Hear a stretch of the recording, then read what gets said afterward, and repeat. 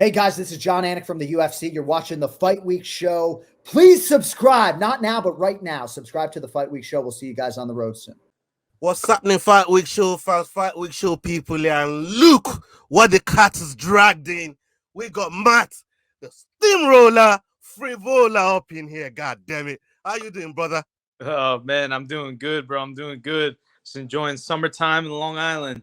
Yeah, I see you out there on your stories and on your Insta stories, enjoying the weather, enjoying what Long Island is got to offer. How you enjoying the whole thing? Sparring going well, gym going well? Yeah, no doubt. I just got back. I was out in Italy. In Italy with my wife for a little vacation. Now I'm back. I'm hitting the ground running, getting right back to training. We actually got three guys fighting this Friday for CFFC, so we're staying busy. Yeah, interesting times, man. Very interesting times. And yeah, first thing first, I want to congratulate you on that big first round finish against Drew Dober at 288. I mean, I'm not going to lie to you. I did not see that coming like that because Dober is probably seen as one of the best chins in the division, and you did that to him. Big props to you, man. How you feeling after all of that, man? You is sunk in. Yeah, how you feeling about after all of that, brother? I feel great. Like I think I let it all go to my head already. I, that's what I told Coach Ray. I was like, I'm just gonna let it all go to my head, and then we're gonna learn how to deal with it, and we're good to go. So it was an awesome fight, and now I enjoyed it. I had my victory tour. I took my wife on vacation, and now I'm back home. Now I'm back to work, and now it's next man up. And again, we got nothing but killers on this team. So we Yeah. got big fights all summer, and then I'll be up soon enough. Yeah, we definitely going to be looking forward to that on this show and on this platform. We're definitely going to be supporting you and pushing out whatever it is that you got going on your socials as well. You know, I mean, uh, having somebody you've had three first round finishes in a row for you now, including Drew. Um, does that add to the pressure of like whoever's number comes up next, whoever the opponent is next?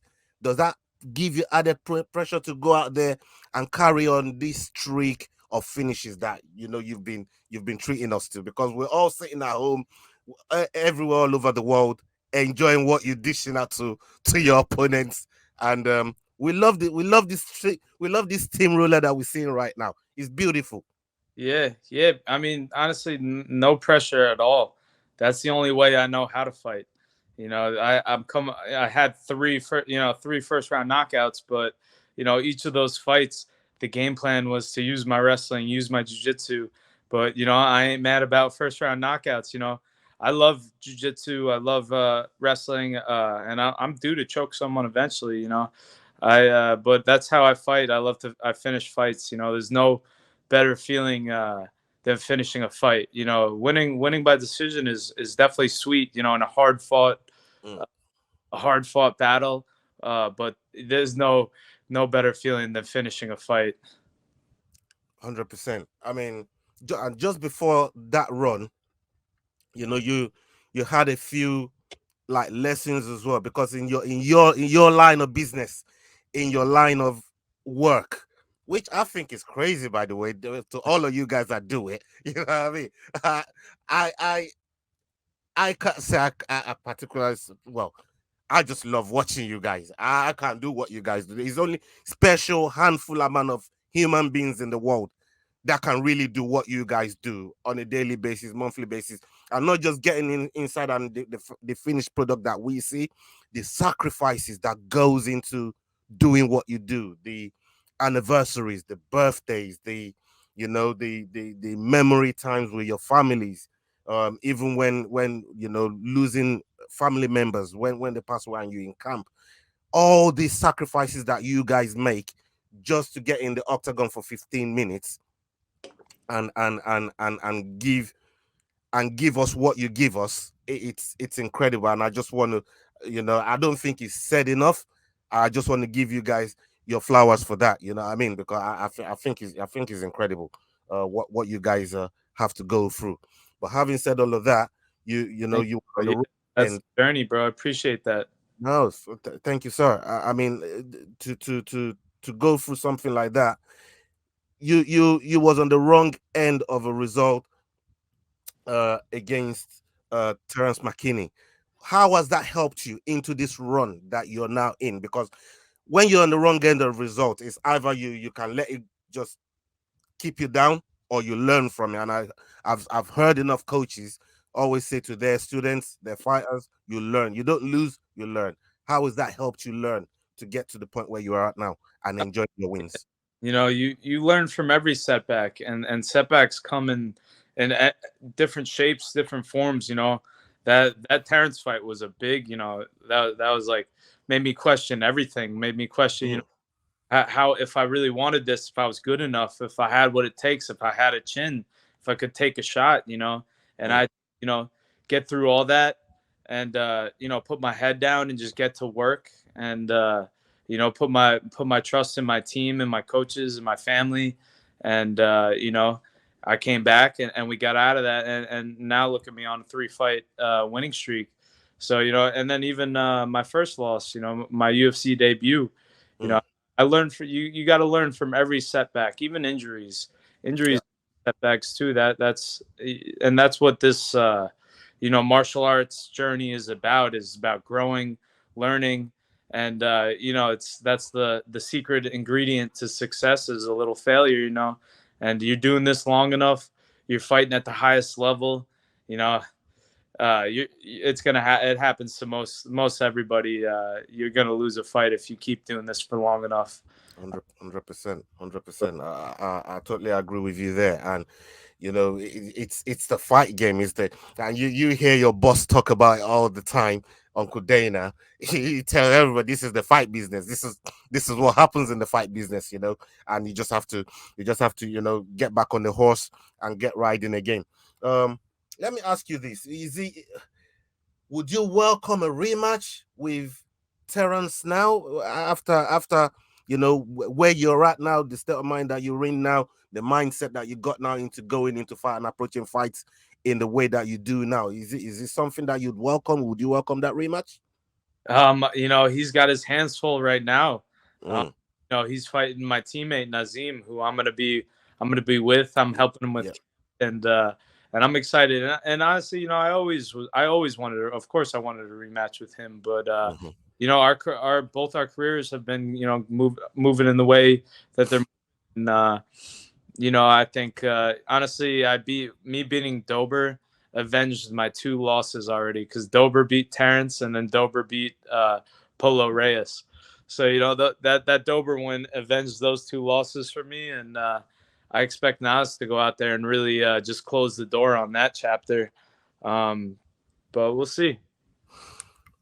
This is a very, very important one for our viewers. And I want to introduce you properly to our viewers. So what message do you have for the young fans, for the young people that look up to you, um and see where you're at in your career? They how can they better their training sessions and it benefit them later down the line? Because you've seen it all, you've been through it. What advice do you give to all these young people that are looking to do what you do and learn from you? I would say just keep showing up. Showing up is half the battle. A lot of people are Mm, are like a little nervous about going to the gym. They're kind of like, oh, I have to, I want to get in shape, and then I'll go to the gym. No, just show up.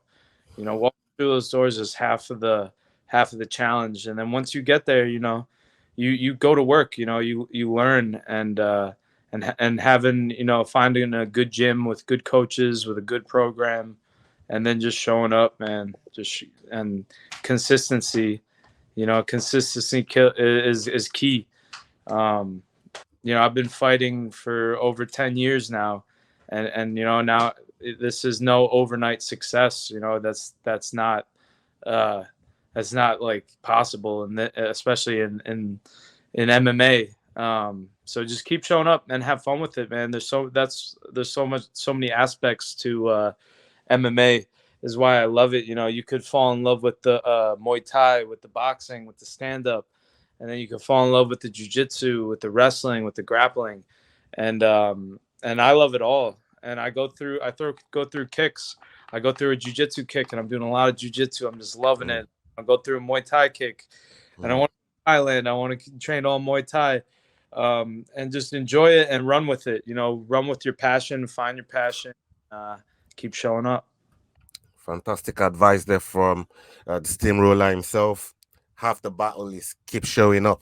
And talking about keep showing up, let me ask you this, Matt.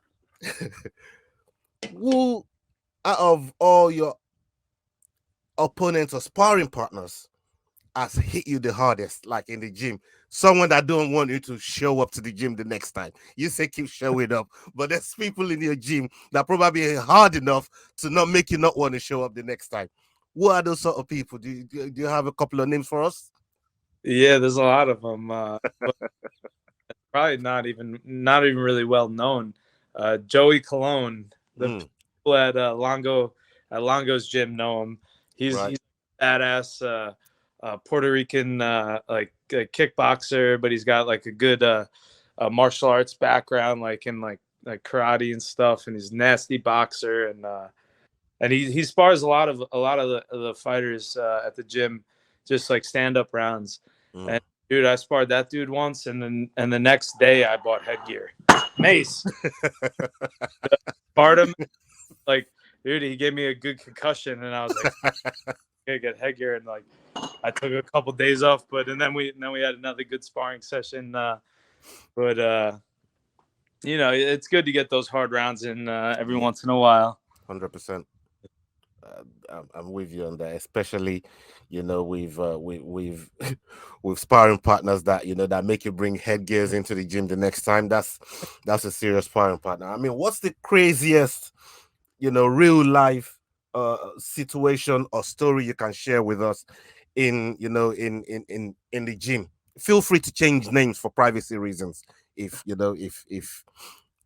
have one to tell us. It's always awesome seeing Merab in the gym. He'll spar like 5-5s with Aljo, and then just stay and then like 3-3s with another guy. He just doesn't stop. It's like unbelievable. Oh my god. But it's amazing, being at at Law on a Saturday afternoon. All the pros get their sparring, and just being there, being able to watch that. It's like Saturday afternoon fights. You could pay at the door and watch and enjoy these sparring sessions. So it's definitely, and it's iron sharpens iron. In the end of the day, we got a great team, and you're gonna see a lot of new Sarah Longo faces in the UFC soon. We got Dennis Bazooka fighting this weekend for CFFC. He'll be UFC soon. Got Charlie Campbell. He was on the Contender Series as well. He's fighting this weekend. Damian Nelson, guy fighting this weekend. So it's a great time right now at the gym. Yeah. Fantastic. I mean, iron sharpens iron, and this all ties into keep showing up. This all ties into not giving up. This all ties up into when you lose, you learn and you get back on the horse. That all of this ties up into that. And Matt right here is a walking example of it, and people that are watching right now, please take stock from this, and you definitely can learn one or two things from somebody that's seen it all, done it all, and is still striving for more. You gotta have incredible ambition when you're in this game, and real props to you guys, man. Real props to you guys. I want to shift gears a little bit here and ask you some questions about some of your peers in the in the UFC. And first,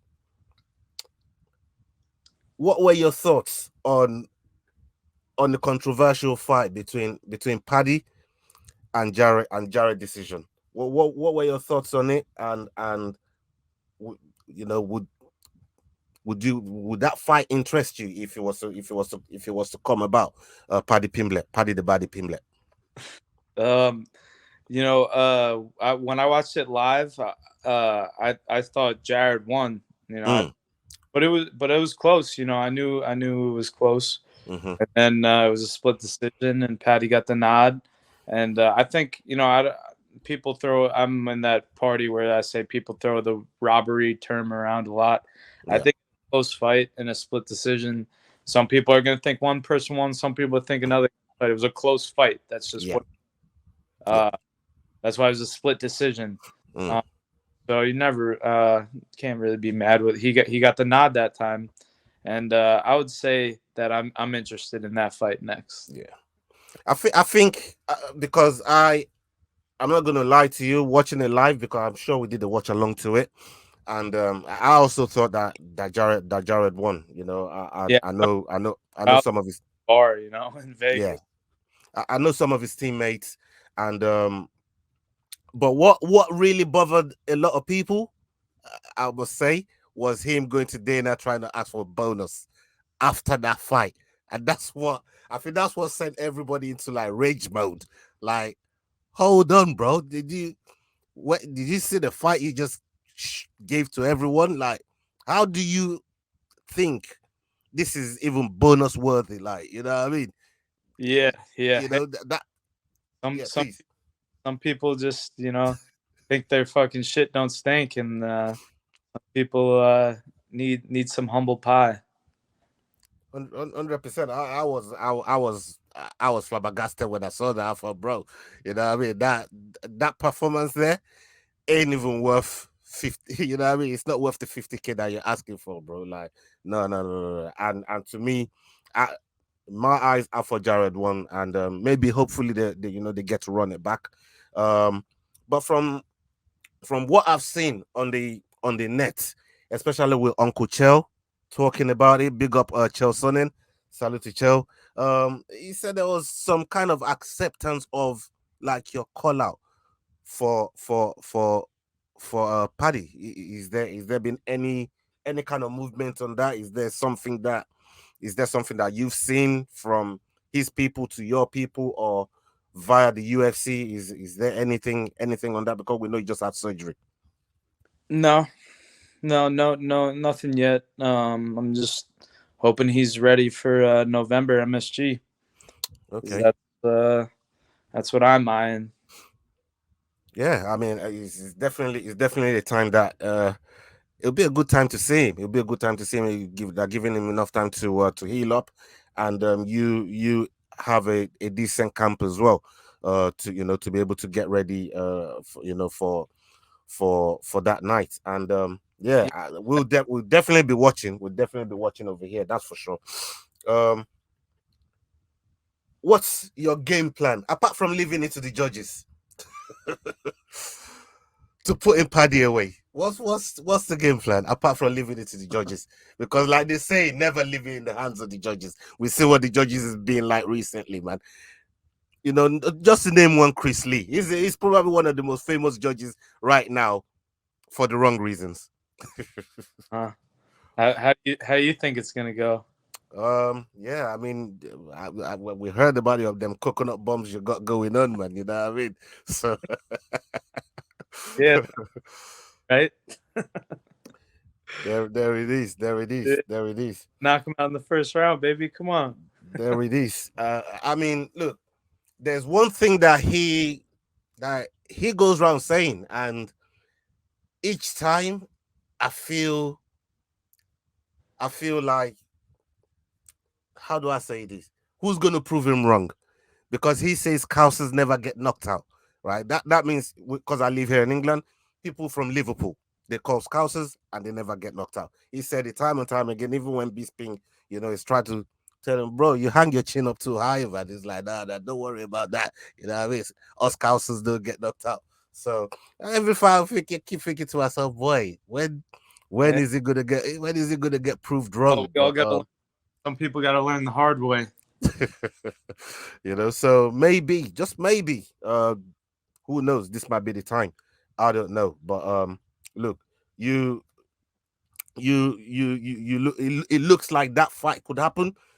He's heard your call. He's heard you call him out, and it looks like it's something that could be brought together. Yeah, So I think it's definitely the next fight. I mean, Paddy's a draw. He's a big fight, and I think he needs a dance partner. Nobody cares like to watch him fight. Just anybody. I think I'm the right dance partner for him, and I think we could have some fun with the promo. I think it'll be a huge fight, and I'm just waiting for him to get ready. Let's fucking go. 100%, I think 100%. the year will be perfect. Yeah, I'm excited. Yeah, man, we're keeping everything for you, and hope that fight gets made. Let's hope the matchmakers, Hunter and Dana and Maynard, that they sit down and put that thing together real fast. Both of you sign that bout agreement. I see the announcement on your page, and it sends us all into frenzy. Sends us into a frenzy. Yeah, I'd even go to London too. Yeah, that would be dope. That would be dope. That would be. Is there a fighter?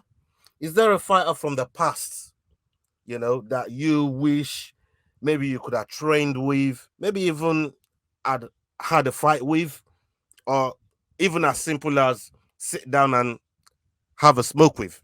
Is there a fighter, from the past that you think that you'd have loved to have had that sort of time with? Yeah, honestly, Drew Dober was a super cool dude. Mm, I love to like train, um, you know, go out to like was it like Colorado or something? I always wanted to do that. That would be cool.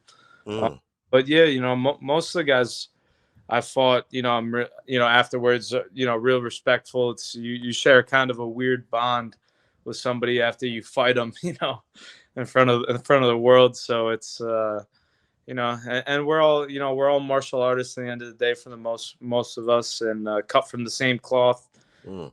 go through the same camps, do the same make the same sacrifices. So um, it's all good. Yeah, I totally get you on that one. And when you I mean, every fighter says this. You spend that time in the cage, even if it's just sparring. There's just a different level of mindset and respect that you have for them, for them just being in there with you. It's just a whole different kind of energy that you both go through in there, and it creates a enormous level of respect that us civilians, it is even hard to fathom. And as I say civilians, I say that word with utmost respect to what you guys have to put yourself through to become the athletes that you are. So um you aren't a stranger to MMA fans on Twitter, you know. Twitter, on social media. Basically, what's the strangest interaction that you've had on Twitter, on Instagram so far, that just got you thinking, what's going on here? You know, please, can you tell us what one of the strangest interactions that you've had with anybody on Twitter or Instagram or something like that? Oh man, I can't get enough of the Twitter, all the memes. Just whenever they're making all these memes, and just like the photo editing and like cutting the heads off, and but that's why I love Twitter. Just going on there and getting a good laugh, and connecting with everybody, and it's definitely fun. I'm having fun with it. Madness, madness, madness. Um, yeah, I got a couple more questions to ask you here. Like I said, I'm so grateful for your time, and I'm just loving speaking to you right now. It's incredible to have you on, and hopefully, maybe after your next fight, it's something that we could bring you back on our channel and chop it up some more, if that's all right with you. Yeah, definitely. Yeah, 100%. Thank you, sir. What is the best and the worst part of working with an organization like UFC? Because surely throughout your career you've worked with some other promotions that probably not as known, because UFC is the most known combat sport organization on the planet. What are the good parts and the not so good parts of working under this promotion? I'd say the best part is just it's the big show. Mm. Even since I started, it was always the UFC. It's the NFL, the MLB. It's the major leagues of fighting.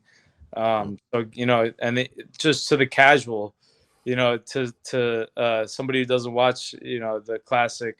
Oh, you fight UFC, and then before you're in the UFC, you got to be like, oh no, I don't fight in the UFC. Eventually I will. I fight MMA. And then that's always, once you get to the UFC, you're like, yeah, I'm a UFC fighter. That's always and just the push that you get, and you always having that even after you fight. UFC vet, is definitely big. But and then the just having to stay healthy and book these fights and get matchups that you want to get. Mm. Sometimes they'll just throw a name at you and a date, like in 6 weeks, and be like, "You ready?" And then, if you're not, they'll just pass you up and go That's back, not fun. That can't be fun. fights the next guy, or just trying to get the big fights. I'm hoping that these negotiations for the Paddy fight go smooth. I don't see why they wouldn't want that fight.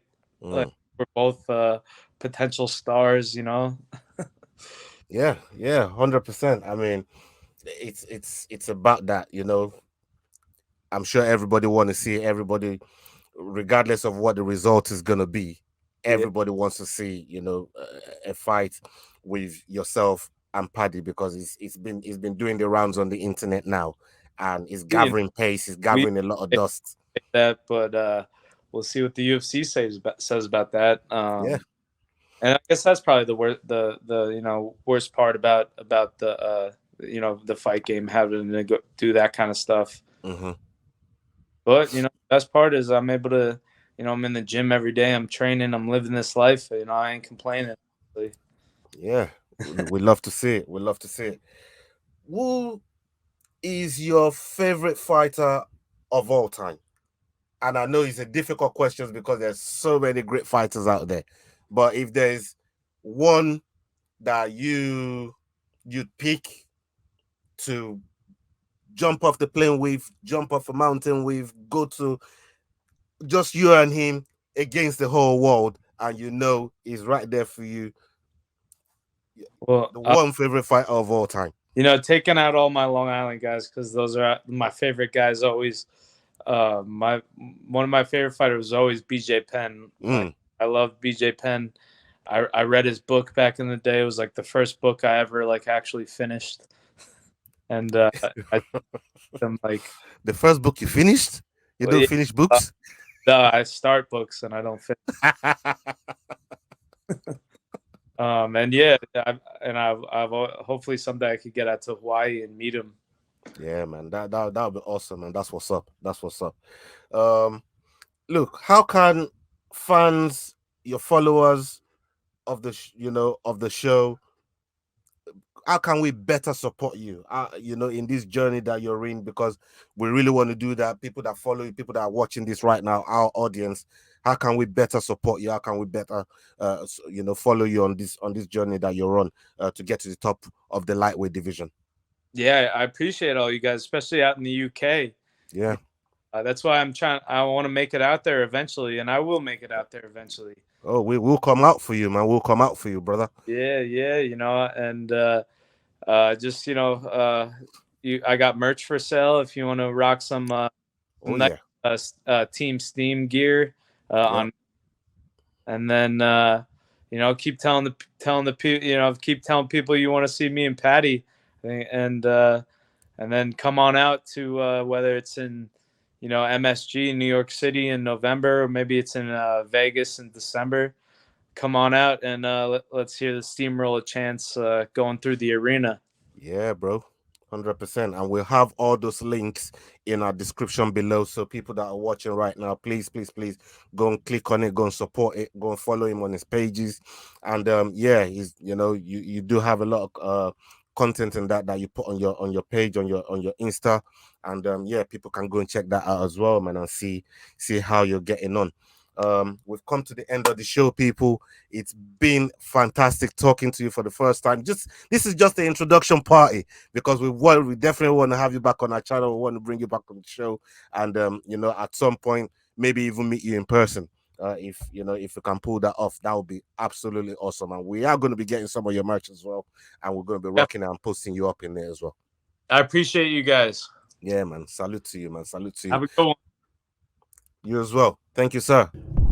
Ladies and gentlemen, I'm Brad Wharton from Cage Warriors. You're watching the Fight Week Show. Like, share, and subscribe for all that good stuff. You do not want to miss it.